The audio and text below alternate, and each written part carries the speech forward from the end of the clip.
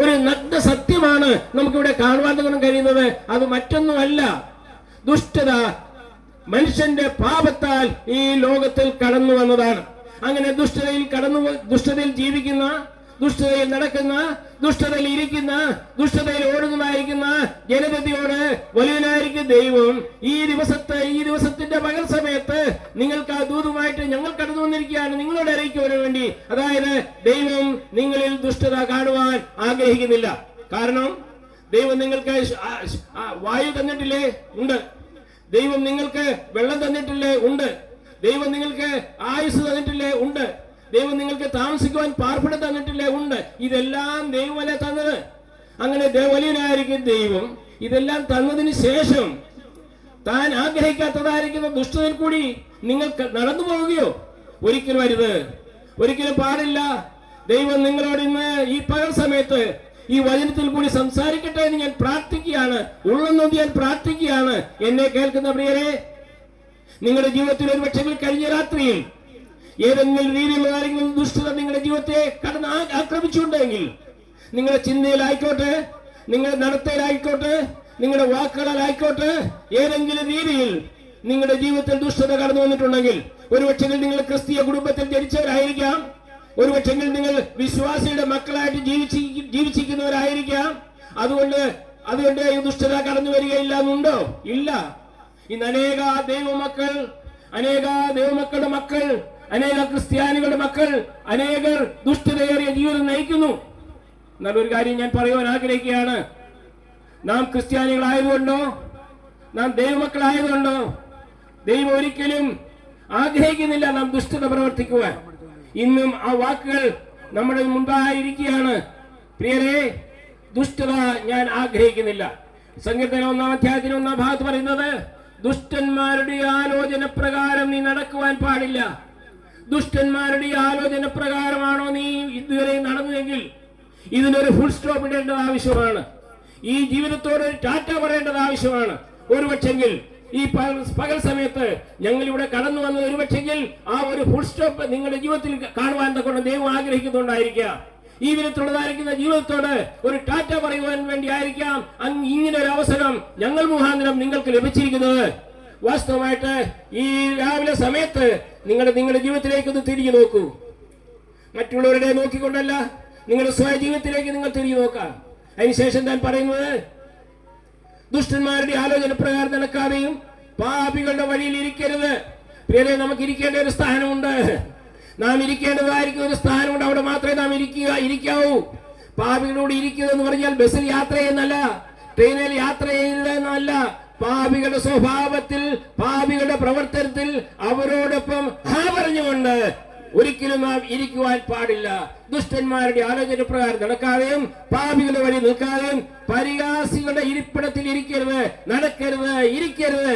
ഈ വിധത്തിലൊക്കെയും വളരെ വ്യക്തമായും സ്പഷ്ടമായും വലിയവനായിരിക്കും ദൈവം. ആരാണ് ഈ ദൈവം? ഉൽപ്പത്തി പുസ്തകം 1-ാം അധ്യായം 1-ാം വാക്യത്തില്, ആദിൽ ദൈവം ആകാശവും ഭൂമിയും സൃഷ്ടിച്ചു. വലിയവനായിരിക്കും ദൈവം എന്നെയും നിങ്ങളെ സൃഷ്ടിച്ചു. ആ വലിയവനായിരിക്കും ദൈവം നമുക്ക് പാർക്കുവാൻ ഈ ഭൂമിയെ ഉണ്ടാക്കി തന്നു. നമുക്ക് അവൻ ആയുസ് ഇത്രത്തോളം തന്നു. ആ വലിയവനായിരിക്കും ദൈവം പറയാണ്, നിങ്ങൾ ഇത് ചെയ്യുവാൻ പാടില്ല. അങ്ങനെയെങ്കിൽ പ്രിയരെ, ഞാൻ ചോദിക്കട്ടെ, കർത്താവായ യേശുക്രിസ്തു ഇങ്ങനെയാണോ ജീവിച്ചത്? പുതിയ നിയമത്തിലെ ഏടുകളിലേക്ക് നാം തിരിഞ്ഞു നോക്കുമ്പോൾ കർത്താവായ യേശുക്രിസ്തുവിന്റെ മുൻപാകെ ചുറ്റുപാട് ദുഷ്ടന്മാരാൽ നിറയപ്പെട്ടവരായിരുന്നു. ദുഷ്ടന്മാരുടെ മധ്യത്തിലാണ് ജീവിച്ചത്. എന്നാൽ ദുഷ്ടന്മാരുടെ മധ്യത്തിൽ റോമാ ഗവൺമെന്റിന് മുൻപാകെ, മതപുരോഹിതന്മാരുടെ മുൻപാകെ, ശാസ്ത്രിമാരുടെ പരീശന്മാരുടെ മുൻപാകെ വെല്ലുവിളിച്ചു. ഒരു വെല്ലുവിളി താൻ ചെയ്തു. അത് ഇതായിരുന്നു, നിങ്ങളിൽ ആർക്ക് എന്നിൽ കുറ്റം ചുമത്തുവാൻ കഴിയും? ദുഷ്ടന്മാരുടെ നാം ഇന്ന് പാർക്കുന്ന ഈ ലോകത്തിലാണ് കർത്താവായ യേശുക്രിസ്തു 33 വർഷക്കാലം ജീവിച്ചത്. എങ്കിലും ആദ്യ 33 വർഷത്തിൽ താൻ ലോകത്തോട് ചോദിച്ചു, നിങ്ങൾക്ക് ആർക്ക് എന്നെ കുറ്റം ചുമത്തുവാൻ കഴിയും? ഒരു ശബ്ദവും തുറക്കുവാൻ ആർക്ക് കഴിയില്ല. ഹന്നാസിന് കഴിഞ്ഞില്ല, കയ്യപ്പാവിന് കഴിഞ്ഞില്ല, ഹെരോദാവിന് കഴിഞ്ഞില്ല, പുരോഹിതന്മാർക്ക് കഴിഞ്ഞില്ല, ശാസ്ത്രിമാർക്ക് പരീശന്മാർക്ക് കഴിഞ്ഞില്ല. കർത്താവായ യേശുക്രിസ്തുവിന് മുൻപാകെ ഒരു വാക്ക് പറയുവാൻ കൊള്ളും. എന്നാൽ താൻ നീതിമാനായിരുന്നുവെന്ന് ബൈബിളിൽ ആദ്യോടെന്ന് പറയുവാൻ കഴിയും. അതേ പ്രിയരെ, ദുഷ്ടന്മാരുടെ മധ്യത്തിൽ കർത്താവായ യേശുക്രിസ്തു പ്രകാരം നല്ലൊരു സർട്ടിഫിക്കറ്റ് തനിക്ക് ലഭിച്ചുവെങ്കിൽ ആ ദുഷ്ടലോകത്തിൽ നാം ജീവിക്കുമ്പോൾ നമ്മുടെ കാലുകളെ നാം ക്രമീകരിക്കേണ്ടത് ആവശ്യമാണ്. നമ്മുടെ നാവുകളെ നമ്മൾ ക്രമീകരിക്കേണ്ടത് ആവശ്യമാണ്. അതെങ്ങനെയെന്ന് ചോദിച്ചു കഴിഞ്ഞാൽ, നമുക്ക് വേണ്ടി കർത്താവായ യേശു ക്രിസ്തു 2000 വർഷം മുമ്പ് കാൽവരി ക്രൂശിൽ മരിച്ചു. നമ്മുടെ ദുഷ്ടചിന്തകൾക്ക് പകരമായി അതിൽ നിന്നൊരു വിടുതൽ ലഭിക്കുവാൻ വേണ്ടി നമുക്കറിയാം, കർത്താവായ യേശു ക്രിസ്തുവിന്റെ ശിരസിൽ മുൾമുടി അണിയപ്പെട്ടു. അതെ, ആ മുൾമുടി എനിക്കും നിങ്ങൾക്ക് വേണ്ടിയായിരുന്നു. കാലുകളിൽ ആണിപ്പഴുത് കാണുന്നു. എന്തിനു വേണ്ടി? നമ്മുടെ നടത്തകളെ ശരിയാക്കുവാൻ വേണ്ടി. അല്ല, ഒരു വചനത്തിൽ നാം കാണുന്നുണ്ടല്ലോ, അവൻ നമ്മെ പർച്ചേസ് ചെയ്തിരിക്കുകയാണ്. നമ്മുടെ കാലുകളെ അവൻ പർച്ചേസ് ചെയ്തു, അവനെ സമ്പാദിച്ചിരിക്കുകയാണ്. നമ്മുടെ കൈകളെ അവൻ സമ്പാദിച്ചിരിക്കുകയാണ്. ഇന്ന് പ്രിയരെ, ഞാൻ ഒരു വാക്ക് പറയുവാൻ തന്നെ ആഗ്രഹിക്കുകയാണ്. ദുഷ്ടന്മാരുടെ ആലോചന പ്രകാരം നടക്കരുതെന്ന് പറഞ്ഞ കർത്താവ് 33 വർഷക്കാലം ജീവിച്ച് യാതൊരു വിരുദ്ധമായിരിക്കുന്ന കളങ്കവുമില്ലാതെ കണ്ട് നീതിമാനായി നന്മ മാത്രം ചെയ്ത് ജീവിച്ചു. മാത്രമല്ല, ആ കർത്താവ് നമ്മോട് പറയുകയാണ്, നാമും അപ്രകാരം ജീവിക്കണം. ഇത് എപ്രകാരം കഴിയും പ്രിയരെ? അതാണ് ഇവിടെ ഞങ്ങൾ പറയുവാൻ തക്കൊണ്ട് ആഗ്രഹിക്കുന്നത്. അതിനായിട്ടാണ് 2000 വർഷങ്ങൾക്ക് മുൻപ് വലിയവനായിരിക്കുന്ന ദൈവം തന്റെ ഓമനകുമാരനായിരിക്കുന്ന കർത്താവായ യേശു ക്രിസ്തുവിനെ ഈ ലോകത്തിലേക്ക് അയച്ചത്. ഞാൻ ചോദിച്ചിട്ട്, ഈ ലോകത്തിന്റെ ചരിത്രത്തിൽ ഇപ്രകാരം ഒരു ദൈവം തന്റെ ഓമനകുമാരനെ ക്രൂശിലെ ഈ ഭൂമിയിലേക്ക് അയച്ചിട്ടുണ്ടോ? എന്തിനു വേണ്ടി? മരിക്കുവാൻ വേണ്ടി. മരിക്കുവാൻ വേണ്ടി ആരെങ്കിലും അയച്ചിട്ട് ഒരു പിതാവ് തന്റെ മകനെ മരിക്കുവാൻ വേണ്ടി അയക്കുമോ? എന്നാൽ സംഭവിച്ചു പ്രിയരെ, 2000 വർഷങ്ങൾക്ക് മുമ്പ് ബേത്ലഹേമിൽ നമ്മുടെ കർത്താവായ യേശു ക്രിസ്തു ജനിച്ചു. കന്യക ഗർഭിണിയായി ജനിക്കുമോ പ്രിയരെ? ജനിക്കുകയില്ല. എന്നാൽ കർത്താവായ യേശു ക്രിസ്തു പുരുഷ സമ്പർക്കം കൂടാതെ കന്യക ഗർഭിണിയായി ജനിച്ചു. അതാണ് ഞങ്ങളിവിടെ കടന്നു വരുവാൻ തന്നെ കാരണമായി തീർന്നത്. ആ സുവിശേഷം പറയുവാൻ തക്കമാണ് ഞങ്ങളിവിടെ കടന്നു വന്നിരിക്കുന്നത്. പോരാ, അത് മാത്രം പോരാ. ആ കർത്താവായ യേശു ക്രിസ്തു 33 വർഷത്തിന് ശേഷം മരിച്ചു, അടക്കപ്പെട്ടു. അതുപോരാ, 3-ാം ദിനം താൻ ഉയർത്തെഴുന്നേറ്റു. ഇവിടെ നിങ്ങൾക്ക് കേട്ടിട്ടുണ്ടോ? ഇല്ല. ആർക്കും തന്നെ ഇപ്രകാരം മരിച്ചു ഉയർക്കുവാൻ കഴിഞ്ഞിട്ടുണ്ടോ? എന്തിനു വേണ്ടി? നമ്മുടെ കർത്താവായ യേശു ക്രിസ്തു ഉയർത്തു. അവൻ നമ്മെ ഉയർത്തിക്കുവാൻ, അവൻ നമ്മെ ദൈവസന്നിധിയിലാക്കുവാൻ അവൻ വീണ്ടും വരുന്നവനാണ്. നമ്മുടെ കർത്താവായ യേശു ക്രിസ്തു വീണ്ടും വരും. എന്നെ കേൾക്കുന്ന പ്രിയവരെ, നിങ്ങളോട് ഞാനൊരു ചോദ്യം ചോദിച്ചുകൊണ്ട് എന്റെ സന്ദേശം ഇവിടെ അവസാനിപ്പിക്കുവാൻ ഞാൻ ആഗ്രഹിക്കുകയാണ്. ദുഷ്ടതയേറിയ ജീവിതത്തിൽ കൂടിയാണ് നിങ്ങൾ പോകുന്നതെങ്കിൽ, നിങ്ങളുടെ ജീവിതത്തിൽ നിങ്ങൾ ആഗ്രഹിച്ചിട്ടും നിങ്ങളുടെ ജീവിതത്തെ നിയന്ത്രിക്കുവാൻ നിങ്ങളെ കൊണ്ട് കഴിയുന്നില്ല. ഒരു പക്ഷേ ചാരായമായിരിക്കാം, ഒരു പക്ഷേ ഒരു ബീഡി കുട്ടിയായിരിക്കാം, അല്ലെങ്കിൽ വേറെ ഏതെങ്കിലും രീതിയിലായിരിക്കാം നിങ്ങളുടെ ജീവിതത്തെ നിയന്ത്രിക്കുന്നുവെങ്കിൽ അതിന് പകരമായിട്ട് അതിൽ നിന്നൊരു വിടുതൽ ലഭിക്കുവാൻ വേണ്ടി നമ്മുടെ കർത്താവായ യേശു ക്രിസ്തു 2000 വർഷങ്ങൾക്ക് മുൻപ് കാൽവരി ക്രൂശിൽ എന്റെയും നിങ്ങളുടെയും പാപത്തിൽ നിന്ന് നമുക്ക് വിടുതൽ ലഭിക്കുവാൻ വേണ്ടി കാൽവരി ക്രൂശിൽ മരിച്ചു. നീ ഇന്ന് വിശ്വസിക്കുമോ? ഇന്ന് നിങ്ങൾ ആ കർത്താവായ യേശു ക്രിസ്തുവിനെ നിങ്ങളുടെ സ്വന്തം രക്ഷിതാവായി സ്വീകരിക്കുന്നുവെങ്കിൽ സാത്താന്റെ ബന്ധനത്തിൽ നിന്ന് നിങ്ങൾ പരിപൂർണ വിടുതൽ ലഭിച്ചുകൊണ്ട് കർത്താവിന്റെ ബന്ധനത്തില് ദൈവമാക്കുവാൻ ഗുണം ആഗ്രഹിക്കുന്നു. ഇപ്പോൾ നിങ്ങൾ സാത്താന്റെ ബന്ധനത്തിലാണ്. കാരണം നിങ്ങൾ ദുഷ്ടതയാണ് നിങ്ങളുടെ ജീവിതത്തിലുള്ളത്. നിങ്ങളുടെ വാക്കുകൾ ദുഷ്ടതയുണ്ട്, നിങ്ങളുടെ സ്വഭാവത്തിൽ നിങ്ങൾക്ക് ദുഷ്ടതയുണ്ട്, നിങ്ങളുടെ നടത്തയിൽ നിങ്ങൾക്ക് ദുഷ്ടതയുണ്ട്, നിങ്ങളുടെ വിചാരങ്ങളിൽ നിങ്ങൾക്ക് ദുഷ്ടതയുണ്ട്.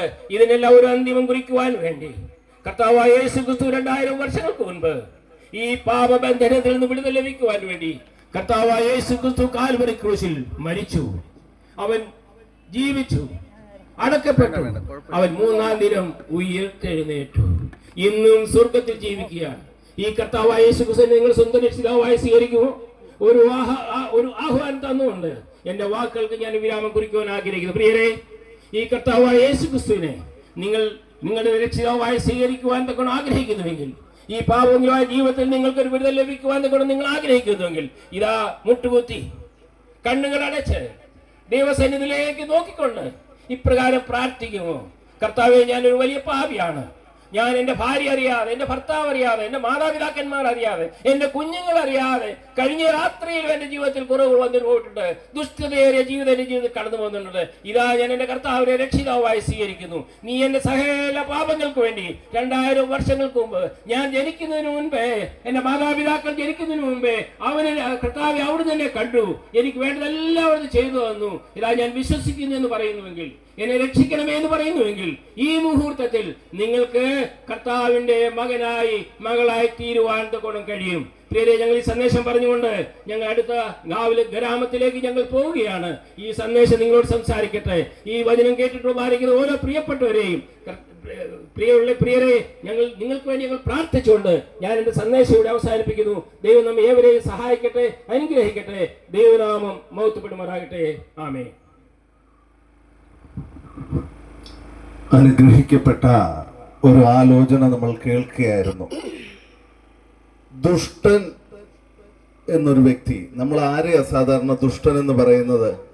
പലപ്പോഴും തെറ്റ് ചെയ്യുന്നവരെയും മഹാദോഷം ചെയ്യുന്നവരെയും നമ്മൾ വിളിക്കുന്ന പേരാ ദുഷ്ടനെന്ന്. പക്ഷെ വിശുദ്ധ ബൈബിൾ ദുഷ്ടനെന്ന് മറ്റൊരാളെയാ വിളിച്ചത്. ആരെയാണെന്നറിയാമോ? ദൈവത്തിന്റെ ശത്രുവായ പിശാചിനെ വിളിച്ചൊരു പേരാണ് ദുഷ്ടനെന്ന്. ദുഷ്ടന്റെ ആലോചന പ്രകാരം നടക്കുക എന്ന് പറഞ്ഞാൽ അപ്പോൾ എന്തായിരിക്കും? ദൈവത്തിന്റെ ശത്രുവായ പിശാചിന്റെ ഇഷ്ടമനുസരിച്ച് നടക്കുന്ന ഓരോ വ്യക്തികളും ദുഷ്ടന്റെ ആലോചന പ്രകാരം നടക്കുന്നത്. ഒരു വ്യക്തി ഇങ്ങനെ ഒരു വാക്ക് പറഞ്ഞു, എനിക്ക് ആഗ്രഹം നന്മ ചെയ്യാനാ, പക്ഷേ ചെയ്തു പോകുന്നത് തെറ്റാ, പാപമാ. എന്റെ ഹൃദയത്തിൽ രാവിലെ എഴുന്നേൽക്കുമ്പോൾ തുടങ്ങി മനുഷ്യന് നന്മ ചെയ്യണം, സമൂഹത്തിന് നന്മ ചെയ്യണം, സമൂഹത്തിന് ഉപകാരം ചെയ്യണമെന്ന് കൊതിച്ചു ജീവിക്കുന്ന പല മനുഷ്യരും യാദൃശ്ചിക എന്ന് തന്നെ പറയട്ടെ, പാപത്തിലേക്ക് വീണു പോകുന്നു. കാരണം എന്താണെന്നറിയാമോ? അവനെ വഴി തെറ്റിക്കുവാൻ ഒരു ദുഷ്ടനുണ്ട്. പിശാചാകുന്ന ദുഷ്ടൻ അനേക വ്യക്തികളെ വഴി തെറ്റിച്ചുകൊണ്ടിരിക്കുക.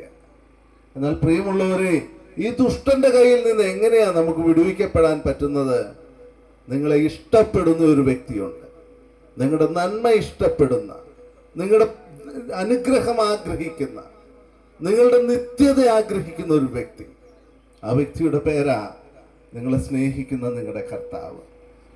ദുഷ്ടന്റെ ആലോചന പ്രകാരം നടക്കാതെ പകരം നിങ്ങളെ ഇഷ്ടപ്പെടുന്ന, നിങ്ങളുടെ ഇഷ്ടനായിട്ടുള്ള കർത്താവായ യേശുവിനെ നിങ്ങൾ ഹൃദയത്തിൽ സ്വീകരിച്ചു കഴിഞ്ഞാൽ, പ്രിയ ദൈവദാസൻ, എങ്ങനെയാണ് നിങ്ങളെ ഇഷ്ടപ്പെടുന്ന ആ യേശുവിന്റെ ആ ജീവിതം യേശുവിന് വേണ്ടി കൊടുക്കുന്നതെന്ന് പറഞ്ഞു.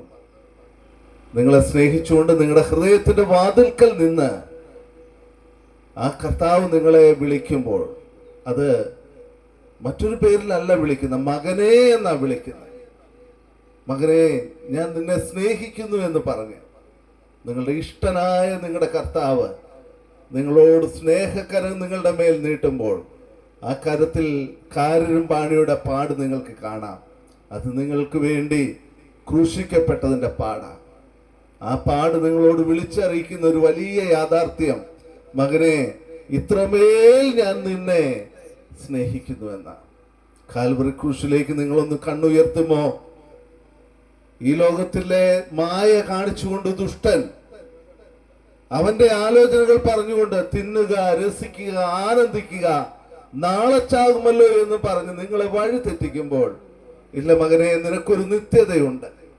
നിന്നെ സ്നേഹിക്കുന്ന, നിന്നെ നിത്യകാലം എന്നോട് കൂടെ ഇരുത്തുവാൻ ആഗ്രഹിക്കുന്ന നിനക്കൊരു പിതാവുണ്ടെന്ന് പറയുന്ന നിങ്ങളുടെ കർത്താവ്. ആ കർത്താവ് നിങ്ങളുടെ ഹൃദയവാതിക്കൽ മുട്ടുന്നു. പ്രിയമുള്ളവരെ, ആ ആലോചന കേൾക്കുമോ? എന്നെ നിങ്ങൾ സ്വീകരിക്കുവാൻ പറഞ്ഞുകൊണ്ട്, ഞാൻ നിങ്ങളുടെ ജീവിതത്തിന് മാറ്റം വരുത്തുമെന്ന് പറഞ്ഞുകൊണ്ട് നിങ്ങളുടെ ഇഷ്ടപ്പെടുന്ന നിങ്ങളുടെ കർത്താവ് നിങ്ങളെ വിളിക്കുമ്പോൾ ഏതാലോചന നിങ്ങൾ കേൾക്കും? ദുഷ്ടന്റെ ആലോചന കേൾക്കുമോ? നിങ്ങളെ ഇഷ്ടപ്പെടുന്ന കർത്താവിന്റെ ആലോചന കേൾക്കുമോ? തീരുമാനമെടുക്കേണ്ടത് നിങ്ങളാ. ദൈവദാസൻ എങ്ങനെ തീരുമാനമെടുക്കണമെന്ന് പറഞ്ഞു.